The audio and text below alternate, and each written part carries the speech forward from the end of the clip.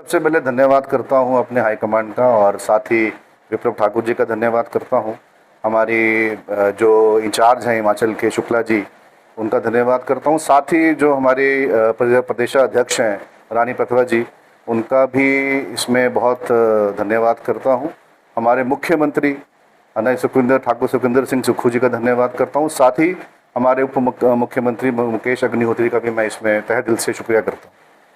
अभय जी, आपको नई नियुक्ति मिली है, किस तरह देख रहे हैं? और आगामी लोकसभा चुनाव भी है, उपचुनाव भी है प्रदेश में, किस तरह देख रहे हैं? इस टाइम पे जो नियुक्ति हुई है उसमें एक हमको जो भी जिम्मेवारी दी जाएगी हाईकमान से, स्टेट के प्रेसिडेंट से जो भी हमको एक नियुक्ति दी जाएगी उसको हम बखूबी ढंग से निभाएंगे और हम बिल्कुल तैयार हैं, कहीं पे भी जाने को तैयार हैं। स्टेट के किसी भी जगह पे अपनी कॉन्स्टिट्यूंसी में या लोकसभा में किसी क्षेत्र में हमारी जो भी ड्यूटी लगेगी उसको बखूबी ढंग से निभाएंगे और पूरा इसमें एक जोश लेके आएंगे युवा के अंदर भी, जिससे कि लोग वोटिंग के लिए भी बाहर निकलें और कांग्रेस को समर्थन करें। लोकसभा चुनावों में 4 सीटें हैं, क्या लग रहा है कि कांग्रेस कितनी सीटों पर जीत हासिल करेगी? अभी तक ये बोलना बिल्कुल स्पष्ट है, चाहे आप मंडी सीट की बात करें, कांगड़ा की, हमीरपुर की, 2 सीटों में अभी हमारे कैंडिडेट भी, हमारे जो जितने कैंडिडेट हमारे अनाउंस हो चुके हैं उसमें जोर शोर से सीएम साहब भी हमारे और कैंडिडेट खुद हर एक कॉन्स्टिट्यूंसी में डोर टू डोर भी कर रहे हैं, पब्लिक मीटिंग भी कर रहे हैं। सो अभी तक हमारा तय है 4 की 4 सीटें जीतने का पूरा हमारे में जोश है और हम ये जीतेंगे, इसमें कोई शक की बात नहीं है। उपचुनाव भी है प्रदेश में 6 जगह जी, तो किस तरह, क्या लग रहा है क्योंकि उपचुनाव थोपे गए हैं प्रदेश पर की, या फिर किस तरह जीत हासिल करेगी? देखिए, सामाजिक तौर पे ये उपचुनाव जो हैं वो जनता के साथ तो विश्वासघात हुआ है। एक वोटर एक ऐसा हक है हमारे कॉन्स्टिट्यूशन में जिसमें एक हक होता है चॉइस करके किसी लीडर को चुनना। उसके बावजूद जनता ने 1-1.25 साल पहले किसी को एमएलए बना के किसी भी पार्टी से भेजा और उसमें उन बागियों ने एक बुरी दिशा दिखाई है वोटर को। वोटर जो हमारे किसी भी कॉन्स्टिट्यूंसी का, चाहे वो आप धर्मशाला की बात करें, आप हमीरपुर की बात करें, बड़सर की बात करें, सब जगह उन्होंने ये प्रण तो अब लिया है कि वो बीजेपी को वोट तो नहीं करेंगे, क्योंकि उनके साथ एक विश्वासघात हुआ है और दोबारा उनकी वोट करने की तैयारी पूरी है। बट वो इनको घर का रास्ता दिखाएंगे और घर में बिठा देंगे जो भी बागी विधायक, जो विधायक चुने हुए विधायक, ये कैंडिडेट नहीं थे, चुने हुए विधायक थे। चुने हुए विधायक ने एक अपना अलग स्ट्रीम शुरू किया है जिसकी तुलना हम आज की डेट में इस राजनीति में, हमने अपनी हिस्ट्री में, जितने मेरी उम्र हुई है, मैंने कभी नहीं देखी। सो ये एक बड़ा शर्मनाक है और इसका जवाब इनको इस इलेक्शन में मिलने वाला है। अभी आप भी मुख्यमंत्री की कॉन्स्टिट्यूंसी में रहो, उसके साथ जी जी हमारी कॉन्स्टिट्यूंसी 13 से है जी, और जो कहीं ना कहीं जो बागी हुए हैं जी, वो भी मुख्यमंत्री के साथ लगने की कॉन्स्टिट्यूंसी है। ऐसा क्या कारण है कि मुख्यमंत्री से नाराज हो गए और आप नाराजगी दूर करेंगे लोगों की? क्या देखिए, अगर आप देरा की बात कर रहे हैं कॉन्स्टिट्यूंसी की, जहाँ पे हमारे एक आज़ाद उम्मीदवार होशियार सिंह जी ने इलेक्शन लड़ा और जीता, लोगों ने उन पे दूसरी बार एक बड़ा विश्वास करके उनको जिताया। अब उनकी जब बीजेपी सरकार थी तो उनको बीजेपी की तरफ जाना था अपने काम निकालने के लिए। अपॉर्चुनिस्टिक एक वर्ड होता है, वो सामाजिक तौर पे जनता के वोट तो उन्होंने लिए, दूसरी बार अब जब उनको बीजेपी से क्या डील हुई, क्या बात उनके साथ हुई, उनके साथ जब भी किसी ने तालमेल बनाने की कोशिश की या हमारे चीफ मिनिस्टर साहब ने या उनकी कमेटी ने बात की, उन्होंने हमेशा हर चीज़ की डिमांड की और पब्लिकली भी उनकी डिमांड उस टाइम पे एज ए विधायक हरिपुर में, अगर आपको याद होगा, तो सारी पूरी की गई जो एक विधायक को देनी चाहिए। आज अगर उन्होंने भी रिज़ाइन किया है और वो दोबारा से उस लेवल पे खड़े हो गए हैं जहाँ पे उनका नाम भी बागियों के साथ आ रहा है, तो उनके साथ लड़ाई लड़ने के लिए हम बिल्कुल तैयार हैं, समर्थ है, कांग्रेस पूरी समर्थ है।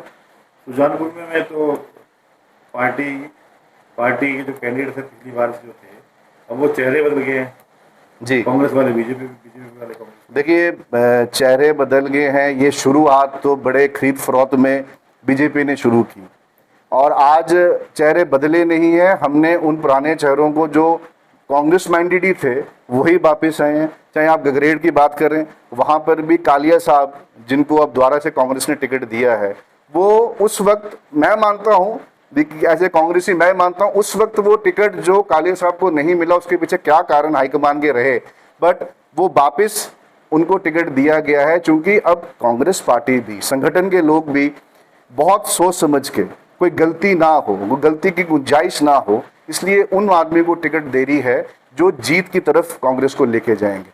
बीजेपी ऐसा नहीं कर रही। बीजेपी तो जिनको उन्होंने खरीदा है उन्हीं को टिकट दे रही है। और उसका आप रोष देख लेना इस इलेक्शन में कि जो आपके इनके जो बीजेपी के कार्यकर्ता हैं वो बड़े बूस्टेड नहीं है, बल्कि कांग्रेस के कार्यकर्ता की एकजुट आवाज है और वो जीत के दिखाएंगे इस इलेक्शन में। हिमाचल की सबसे हॉट सीट है, मंडी बन चुकी है जी, उसको लेकर क्या कांग्रेस का स्टैंड है और आपका क्या?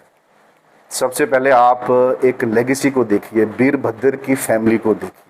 उनका मोर देन 65 ईयर्स का अपना एक कार्यशैली है जो उन्होंने प्रदेश के लिए मुख्यमंत्री के तौर पे, एमपी के तौर पे की है। आगे जो उनके पुत्र हैं हमारे पीडब्ल्यूडी मिनिस्टर विक्रमादित्य जी, उनका जब से प्रचार अपना शुरू करने से आप कांग्रेस की एकजुटता देखिए कितनी ज़्यादा हो चुकी है। दूसरी साइड जो उनके कंपीटर हैं कंगना जी, वो एक फिल्मी मंच से आए हैं, वो एक कलाकार हैं। पहले वो उन्होंने पूरी ज़िंदगी जो भी उनका करियर रहा है, अच्छा बुरा जो भी रहा है फिल्म इंडस्ट्री में, उसके लिए उन्होंने अपने लिए काम किया है। जो मूवीज उनकी हिट हुई, फ्लॉप हुई, वो उनके लिए थी। आज उनको सामाजिक तौर के लिए काम करना पड़ रहा है, समाज के लिए काम करना पड़ रहा है। और कहीं भी उनके भाषणों से, कहीं भी उनकी जो एक पर्सनालिटी है या उनकी जो एक डायलॉग डिलीवरी है स्टेज पे, वो एक नाटकी लग रही है।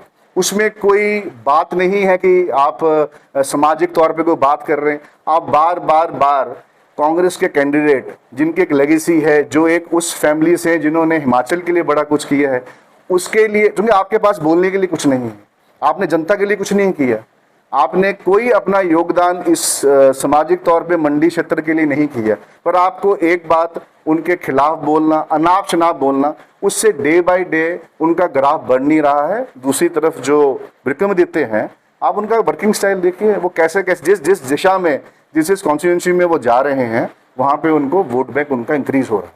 तो आपको तो प्रदेश की पूरी जिम्मेवारी जी जी जी। लेकिन आपके जो घर है वो संसदीय क्षेत्र हमीरपुर में आते हैं जी। और हमीरपुर संसदीय क्षेत्र के जो प्रभारी हैं कांग्रेस के जी। अनीश अहमद जी, वो आ रहे हैं, उनका क्या क्या कार्यक्रम रहेंगे और कार्यकर्ताओं के साथ क्या लग रहा है कि कांग्रेस जो अभी पहले से मजबूत होगी या?